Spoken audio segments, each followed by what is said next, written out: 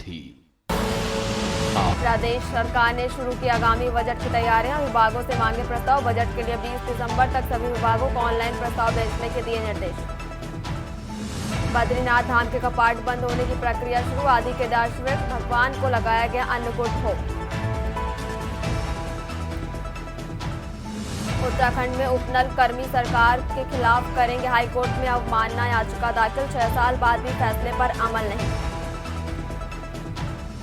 प्रदेश में 12 दिन के भीतर घटा यूजेवीएनएल का बिजली उत्पादन, बर्फबारी हुई तो सर्दियों में मिलेगी कुछ राहत। 21 नवंबर तक गन्ना पेराई सत्र शुरू होने की उम्मीद, शुगर मिल में 90% काम पूरे।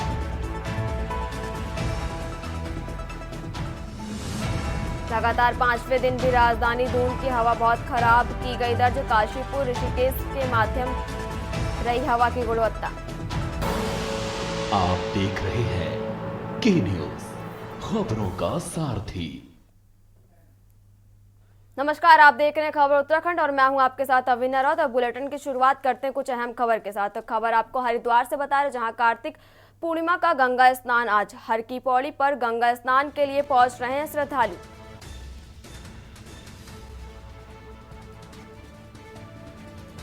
कार्तिक पूर्णिमा पर स्नान का विशेष महत्व, पुलिस प्रशासन ने किए सुरक्षा के कुछ खास इंतजाम। कार्तिक पूर्णिमा पर स्नान का है विशेष महत्व, पुलिस प्रशासन ने किए सुरक्षा के कुछ खास इंतजाम। 8 जोन और 33 सेक्टर में बांटा गया है मेला क्षेत्र, ट्रैफिक भी किया गया है डाइवर्ट। और अहम जानकारी आपको हरिद्वार से बता रहे, जहां कार्तिक पूर्णिमा का गंगा स्नान आज। हर की पैड़ी पर गंगा स्नान के लिए पहुंच रहे हैं श्रद्धालु।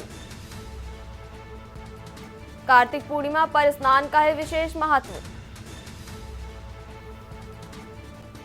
पुलिस प्रशासन ने किए सुरक्षा के कुछ खास इंतजाम।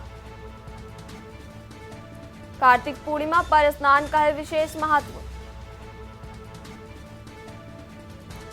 पुलिस प्रशासन ने किए सुरक्षा के खास इंतजाम। 8 जोन और 33 सेक्टर में बांटा गया है मेला का क्षेत्र, ट्रैफिक भी किया गया डाइवर्ट।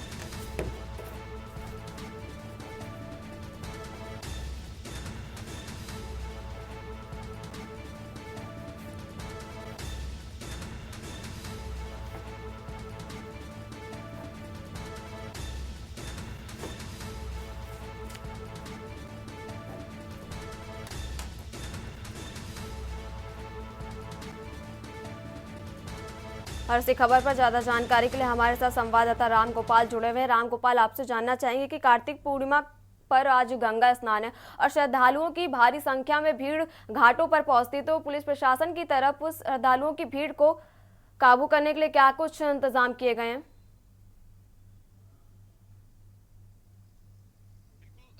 कार्तिक पूर्णिमा का स्नान है और ये स्नान जो है साल का आखिरी स्नान भी माना जा रहा है, क्योंकि जिस तरीके से देखा जा रहा है कि पुलिस प्रशासन ने इस कार्तिक पूर्णिमा के स्नान को लेकर पहले से ही ब्रीफिंग, यानी कि जो पुलिस कर्मी हैं और पैरामिलिट्री फोर्स है और तमाम जो ट्रैफिक के अधिकारी हैं उनकी एक ब्रीफिंग भी की थी। और आज कार्तिक पूर्णिमा के स्नान को लेकर के तमाम जो ड्यूटी पॉइंट है उन ड्यूटी पॉइंट पर जो है वो ड्यूटी भी दे रहे हैं, यानी कि सुबह से ही जो श्रद्धालु है वो लगातार हर की पौड़ी, ब्रह्मकुंड, हरिद्वार पहुंच रहे हैं, क्योंकि देश विदेश से श्रद्धालु जो है हर की पौड़ी पर पहुंच रहे हैं और आस्था की डुबकी लगा रहे हैं। और दिखे ये इनकी कार्तिक पूर्णिमा के जो स्नान है इसकी पूर्व संध्या पर जो है यहाँ देव दीपावली का पर्व भी बड़े धूमधाम से मनाया गया और यहाँ लोगों द्वारा आतिशबाजी भी की गई, यानी कि जिस तरीके से देव दीपावली का पर्व हर साल इसी तरीके से जो है मनाया जाता है कार्तिक पूर्णिमा की पूर्व संध्या पर। और लोगों ने जो है आज हरिद्वार हर की पौड़ी पर जो है यानी कि जो गंगा आरती है, गंगा आरती में शामिल होकर के कहीं ना कहीं पुण्य के भागी भी बने हैं, यानी कि जो देश विदेश से श्रद्धालु यहाँ पहुंचते हैं और अपनी आस्था की डुबकी लगाते हैं, अपनी मन्नतों के साथ पहुंचते हैं, क्योंकि देवभूमि और हरिद्वार हर की पौड़ी का एक अलग ही जो है विशेष महत्व है। और आज कार्तिक पूर्णिमा का साल का आखिरी स्नान भी माना जा रहा है, यानी कि पूरे जो ट्रैफिक प्लान है उसको भी डाइवर्जन किया गया है और 8 जोन और 33 सेक्टरों में जो है इस पूरे मेला क्षेत्र को जो है विभाजित किया गया है। यानी कि पुलिस प्रशासन की जो तैयारियां थी वो पहले ही पूरी कर ली गई थी। और जिस तरीके से श्रद्धालु है वो आज यानी कि हरिद्वार हर की पौड़ी पर गंगा की में आस्था की डुबकी लगा रहे हैं। और ये भी कहा जाता है कि जिस तरीके से यानी कि कार्तिक पूर्णिमा स्नान पर और यानी कि जो दीप दान करने से कहीं ना कहीं पापों से मुक्ति मिलती है, इस तरीके की जो मान्यता है, मान्यताओं को लेकर के जो श्रद्धालु हैं कहीं ना कहीं वो हरिद्वार हर की पौड़ी पहुंच रहे हैं। और ट्रैफिक प्लान को लेकर भी जो पुलिस प्रशासन है उन्होंने ड्यूटी पॉइंट पर जो है अलग अलग जो पुलिस कर्मी है यानी पैरामिलिट्री फोर्स है और डॉग स्क्वाड की जो टीम है वो भी कहीं ना कहीं मेला क्षेत्र में जो है गश्त करने के लिए लगाई गई है। तो यानी कि भीड़ भी ना हो और क्या नाम जो हर जो श्रद्धालु है वो आराम से गंगा स्नान कर सके। और उनको लेकर के जो पुलिस प्रशासन की जो तैयारी थी वो पूरी कहीं ना कहीं देखने को मिल भी रही है। यानी कि श्रद्धालुओं में आस्था की डुबकी लगा रहे हैं और भीड़ जरूर यहाँ हरिद्वार हर की पौड़ी पर देखने को मिल रही है। जी राम गोपाल, आपका बहुत बहुत शुक्रिया अधिक जानकारी साझा करने के लिए। और हम जानकारी आपको अयोध्या से बता रहे हैं, जहां हर की पैड़ी पर गंगा स्नान के लिए श्रद्धालु पहुंच रहे हैं और कार्तिक पूर्णिमा पर स्नान का विशेष महत्व भी है।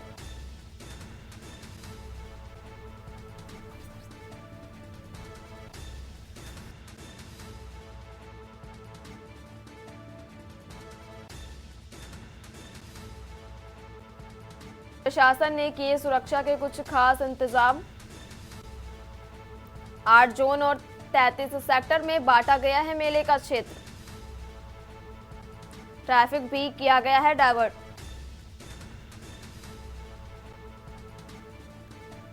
और हम जानकारी आपको हरिद्वार से बता रहे हैं, जहां कार्तिक पूर्णिमा का गंगा स्नान आज हर की पैड़ी पर गंगा स्नान के लिए पहुंच रहे हैं श्रद्धालु।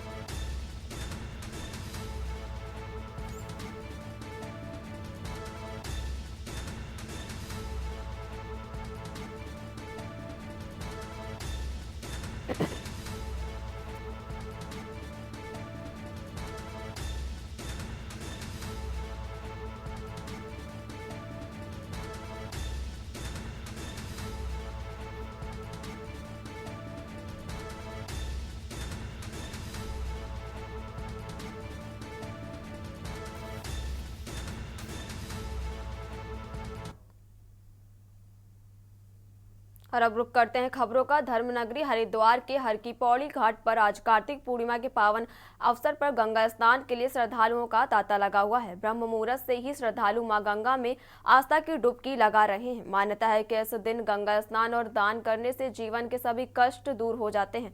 भारी भीड़ को देखते हुए पुलिस प्रशासन ने सुरक्षा के पुख्ता इंतजाम भी किए हैं। घाटों पर आने वाले श्रद्धालु मां गंगा के प्रति अपनी गहरी आस्था व्यक्त कर रहे हैं। श्रद्धालुओं का कहना है कि कार्तिक पूर्णिमा के स्नान से उन्हें आत्मिक शांति मिलती है और वे मां गंगा से अपने पाप और कष्टों के निवारण की कामना भी करते हैं।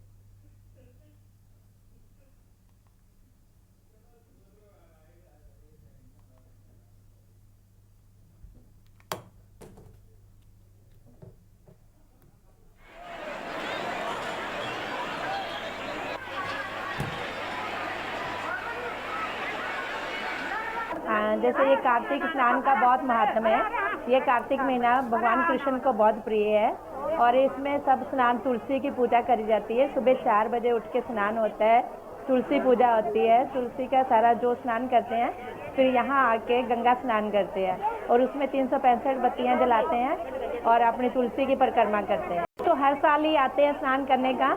यहाँ स्नान करने से मतलब ये है कि अपनी शांति मिलती है, पवित्र होते हैं, शांति मिलती है और भगवान का थोड़ा सा ध्यान लगता है उसमें कि जो हमने पूरे महीने की तपस्या करी है उसका हमारे को गंगा स्नान करने से फल मिलेगा। भगवान अपनी भक्ति देंगे। जैसे कि देख रहे हैं कि इस समय आस्था का पूरा भरमार लगा हुआ है। हर इंसान देश मतलब यूपी के और अपने इंडिया के कोने कोने से यहाँ पे दर्शन करने, पुण्य प्राप्त करने आया हुआ है। और बहुत से लोग हैं जो अपना पिंडदान करने आए हैं, और जितने भी अपने पूर्वजों से रिलेटेड चीज़ें हैं वो यहाँ पे करने आए हैं। तो आज के स्नान से ये प्राप्त होता है कि मतलब बोला जाता है एक तरीके से कि जो धार्मिक जगह होती है वहाँ पे स्नान करने से 100 गुना या 1000 गुना पुण्य प्राप्त होता है। उसी तरीके से कि इस जगह की, हरिद्वार की, एक अलग ही महत्व है। इसीलिए देश दुनिया से जो भी है लोग इंसान यहाँ पे आते हैं, अच्छे से स्नान करते हैं, अपना दान करते हैं और थोड़ा बहुत आस्था को लेके अपनी चीज़ों को व्यक्त करते हैं। और खबरों का सिलसिला लगातार जारी रहेगा। यहाँ रुकेंगे एक छोटे से ब्रेक के लिए। आप देख रहे हैं के न्यूज, खबरों का साथ। और अब बढ़ते हैं खबरों की ओर। खबर आपको उत्तराखंड से बता रहे, जहां वन विभाग ने वनाग्नि से निपटने के लिए अभी से तैयारियां शुरू कर दी हैं। इसके तहत विभाग की ओर से फायर अलर्ट सिस्टम से सरपंचों को जोड़ा जा रहा है। वहीं इस संबंध में अपर प्रमुख वन संरक्षण वनाग्नि नियंत्रण निशांत वर्मा ने बताया कि FSI के फॉरेस्ट फायर अलर्ट सिस्टम से अधिकारियों के साथ ही वन पंचायतों के सरपंचों और विभिन्न स्वयंसेवी संस्थानों के प्रतिनिधियों को जोड़ा जा रहा है। राज्य में वनाग्नि सूचना प्रबंधन प्रणाली को और बेहतर करने के लिए forest fire Uttarakhand mobile app की भी विकसित किया गया है। इसमें रिस्पॉन्स टाइम को और कम किया जा सकेगा। विभाग की कोशिश है कि आगामी सीजन में जंगल की आग की घटनाओं के नियंत्रण रखें। इसके लिए यह प्रयास किए जा रहे हैं।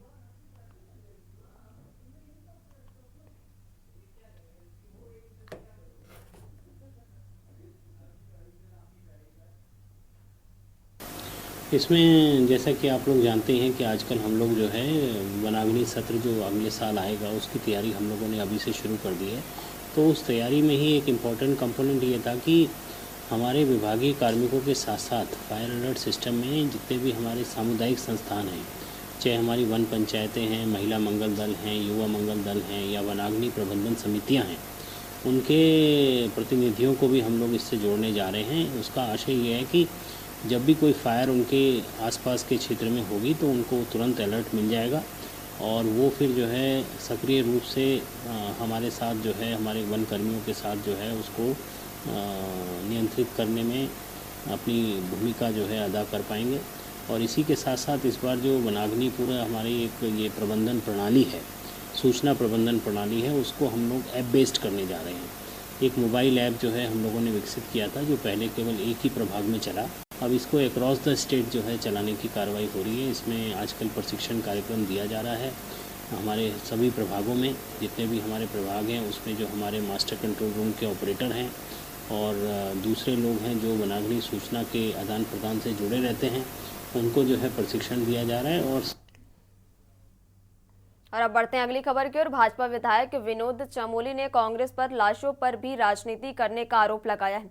दरअसल कांग्रेस ने देहरादून के ONGC चौक पर हुए सड़क हादसे के पीछे क्लब और पब की संस्कृति को बड़ी वजह बताया, जिस पर बीजेपी विधायक विनोद चमोली का कहना है कि कांग्रेस लाशों पर भी राजनीति कर रही है। उन्होंने कहा कि सड़क हादसे के पीछे कई वजहें होती हैं। उन्होंने कहा कि यदि देहरादून के ONGC चौक पर हुए सड़क हादसे के पीछे क्लब और पब की संस्कृति है तो फिर अल्मोड़ा में हुए बस हादसे के पीछे क्या वजह है।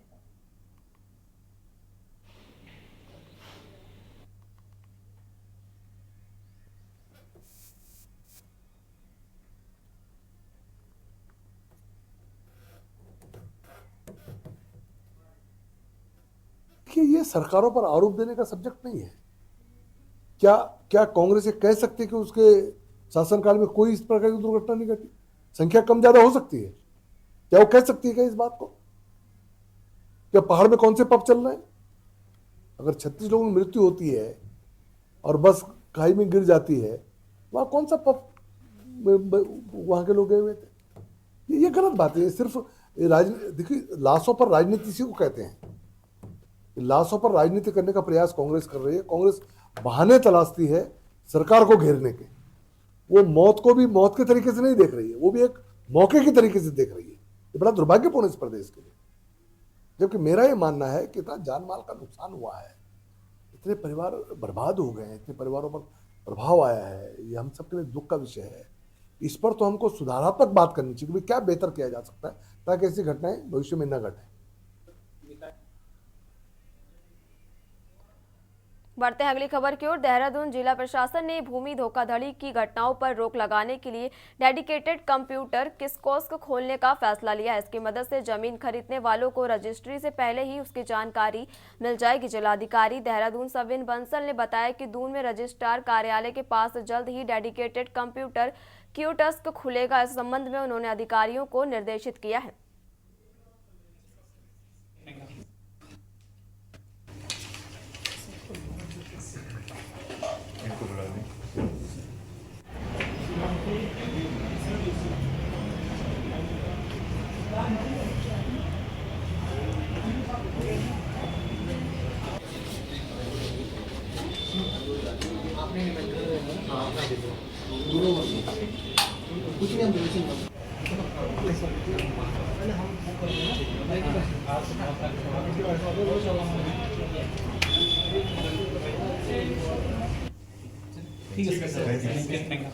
अभी तक जितने भी हमने रजिस्ट्री ऑफिस के रिव्यूज लिए हैं और जितने भी लैंड फ्रॉड के केसेस को परयूज किया है, अवलोकन किया है, तो उसमें ये संज्ञान में आया है कि ज्यादातर लैंड फ्रॉड्स का जो कारण है, जो मल्टीपल ट्रांजैक्शंस हो रहे हैं, वो बायर की इग्नोरेंस है। कहीं ना कहीं पे जो बायर हैं उनको ये संज्ञानित नहीं हो पा रहा है कि कहाँ से वो उस जमीन के टुकड़े के बारे में डिटेल्स देखें कि उसका ऑलरेडी पहले ट्रांजैक्शन हो चुका है या नहीं, या वो पहले किसके नाम पे है, चढ़ी हुई है खतौनी में। हमारी रजिस्ट्री डिपार्टमेंट की एक इसमें वेबसाइट एग्जिस्ट करती है e-registration.gov.in करके। उसका हमें ये फील हुआ है कि उचित प्रचार प्रसार की शायद कहीं पर कमी रही होगी, और जिससे जो आम जनमानस है उनको उसका एक्सेस नहीं हो पा रहा। और यहाँ रुकेंगे एक और छोटे से ब्रेक के लिए, जल्द वापस होंगे। आप देख रहे हैं के न्यूज, खबरों का सारथी। ब्रेक के बाद बढ़ते हैं खबरों की ओर। शहरी विकास मंत्री डॉक्टर प्रेमचंद अग्रवाल ने विधानसभा देहरादून में विभाग के अधिकारियों की बैठक ली। बैठक में स्मार्ट सिटी परियोजना एवं उससे संबंधित विभिन्न निर्माण कार्यों की समीक्षा भी की गई। इस दौरान मंत्री ने कहा कि स्मार्ट सिटी के कार्य लगभग पूर्ण हो चुके हैं, जिसमें से crash building, modern Doon library, smart water ATM, parade ground renovation, dress, smart road सहित 19 कार्य पूर्ण हो चुके हैं, जबकि ग्रीन बिल्डिंग का कार्य देर से शुरू होने के कारण अभी तक गतिमान है।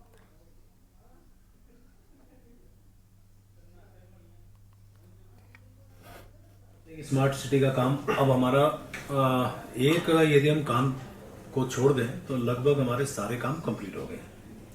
और जो एक काम है ग्रीन बिल्डिंग का, जो काम थोड़ा सा लेट भी स्टार्ट हुआ, कुछ कारण बने थे और बीच में भी एक बार को काम रुका था, जिसमें कर्मचारी या मजदूर ठेकेदार के बीच कुछ छोटा मोटा एक विषय था, जिसको भी सॉर्ट आउट कर लिया गया है।